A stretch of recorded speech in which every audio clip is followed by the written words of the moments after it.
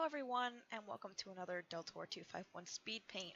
Today I am drawing Dan is Not on Fire and Amazing Phil fan art. I'm drawing them as chibi wolves kind of having a little hug.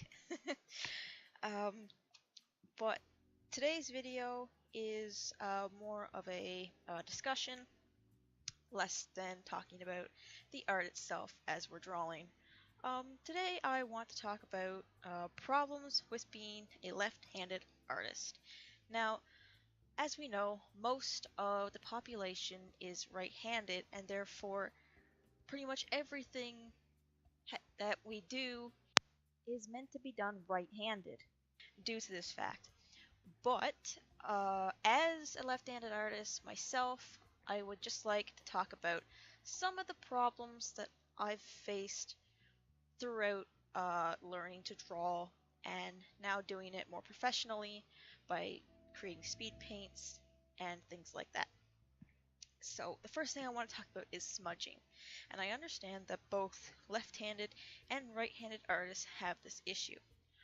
But as we know, left-handed artists cannot avoid smudging, where right-handed artists can learn to avoid it. Right-handed people, when they write, they're not going over their sentence, while left-handed people are going over, and we get the obvious smudge. Now, even right-handed artists will get the smudge because as they are drawing, they will end up going over different parts of what they've already gotten finished or sketched in, and they experience this problem as well as left-handed people. But I feel that as a left-handed artist, where I can't avoid it, I cause a lot more smudging than if I was using my right hand. I get around this by angling, and now as a digital artist, obviously I don't have this problem, but using my left hand causes other problems, which we're going to talk about now. Tablets are harder to use.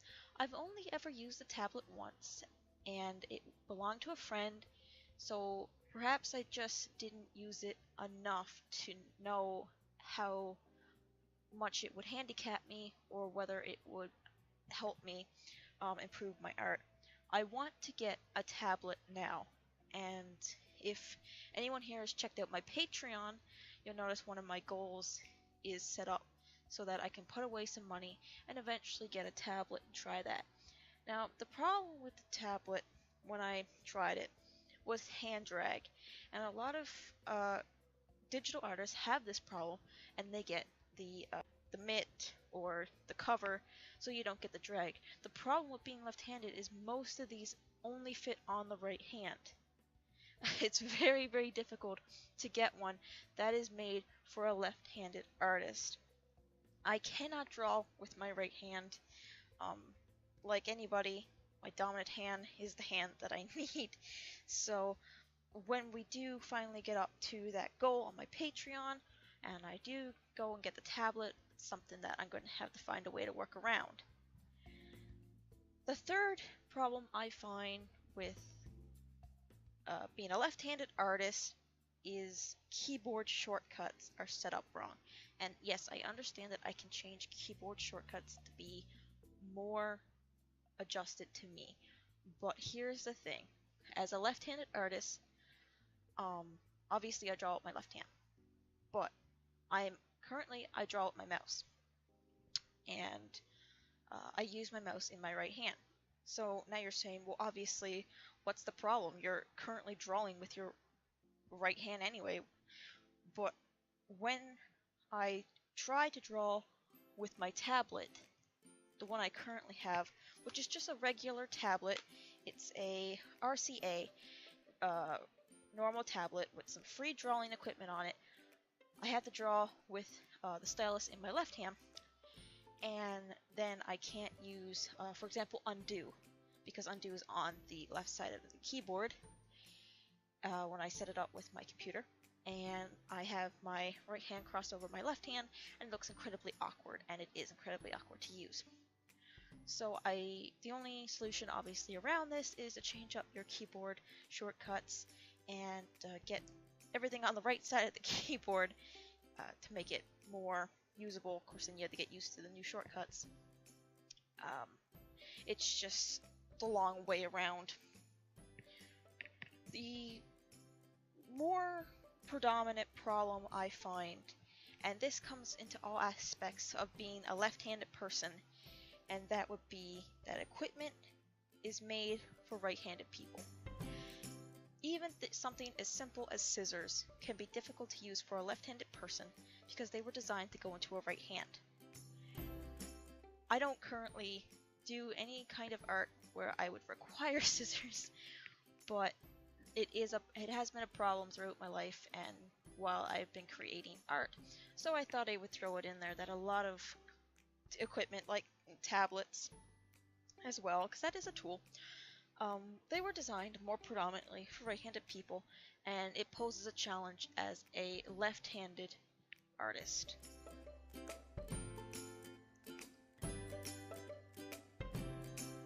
So just to finish off this video, I would like to chat about some changes around my channel, starting with the launch of my Patreon.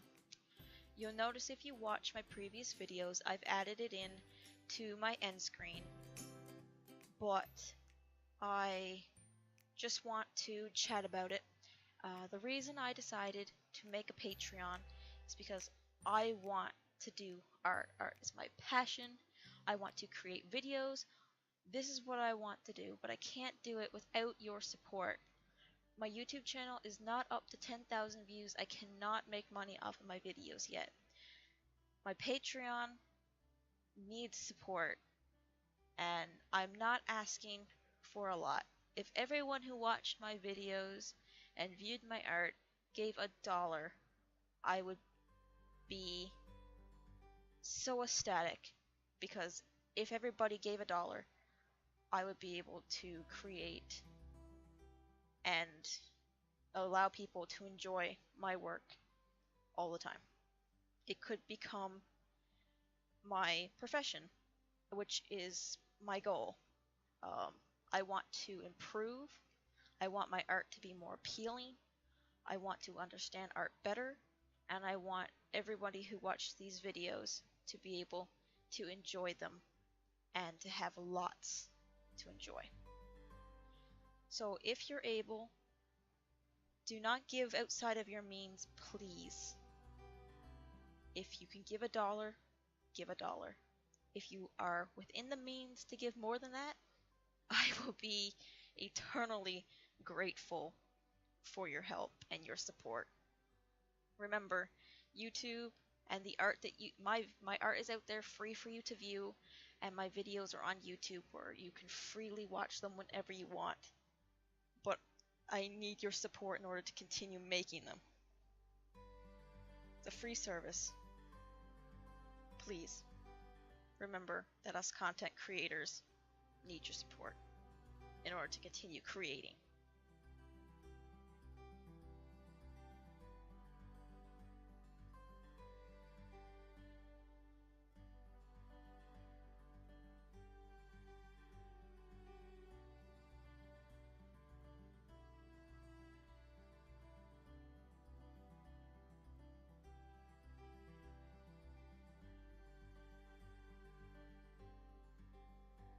So finally, I guess we can chat about the art itself.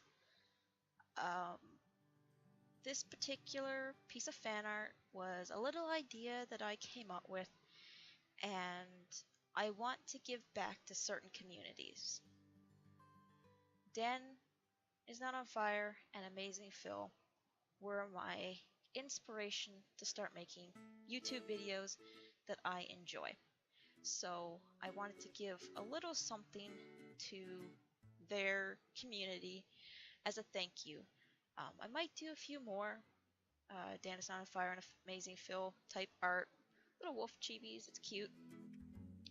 I plan to try some Legend of Zelda fan art, and I'm up for suggestions too. If there's some fan art that you as the viewers would like to see, I am totally up to try as many different characters as I can and give back to as many communities as I can.